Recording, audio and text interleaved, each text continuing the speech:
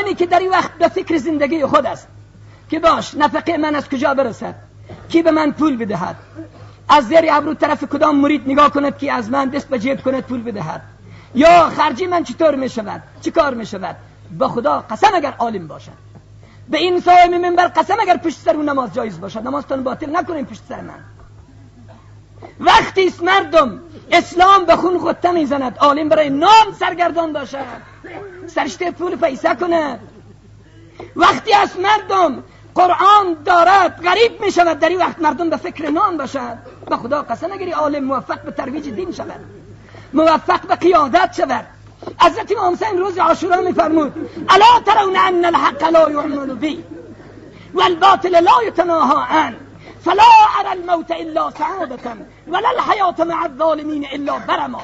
مردم در این روزگاری که چشم میگشایم، امام حسین میفرماید در این روزگار چشم باز میکنم، میبینم که کس به حق عمل نمیکند و مردم از باطل دوری نمیکند. به خدا قسم مرگ برای من شیرین تر از زندگی در این روز. شما آمده این که درس از امام حسین یاد بگیریم، چرا حق نمیشنویم؟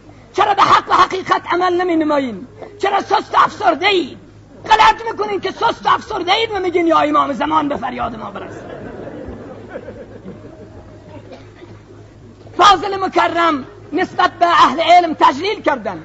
راست است طلبه فقیر است، راست است طلبه گرسنه، راست است پریشانه. من در این کابل برای درس خواندن آمده بودم، به خدا قسم در آخر شور بازار یک سرای بود. من به عقیدم اینطور است که در کل کابل از شور بازار جای بدتر نبود، در کل شور بازار از اون سرایی که خردتر نبود. من در اون سرای اتاق داشتم و درس میخواندم. 3 تا طباف بود، اینا روز مبرامدن، ما اتاق نداشتیم، ما جای اینا هم اتاقشان اوش میکردیم، ما مطالعه میکردیم. وقتی که اینا میامدن ما برای درس میرفتیم. اهل علم بساط دین همیشه اینطور بوده است، همیشه. گرسنگی های پیغمبر یاد خود بیارید، غربت های رسول اکرم فراموش نکنید. راه تبلیغ و ترویج همین است، به خدا پلو خوردن نیست.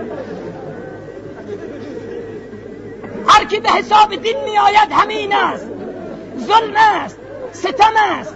آقایان اهل علم، علمای گرام، من به شما وعده می دهم که آینده از این مردم شما قدردانی توقع نکنید. این مردم قدردان نیستند. اینا از علم و آیین تقدیر نمی نمایند، ولکن خدا تقدیر می کند، پیغمبر اکرم تقدیر می کند.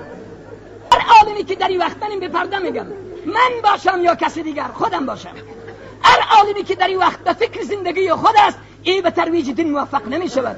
من مهیایم، من نترسانین، من تسکین ندهین، دلجویی نکنین. من از بدگویی کسی هراسان نیستم. خدایا برسان روزی را که ما در راه دین به خون خود آغشته شدیم. ولی ما بدبخت بودیم که روز عاشورا نبودیم، این در این روز آمدیم.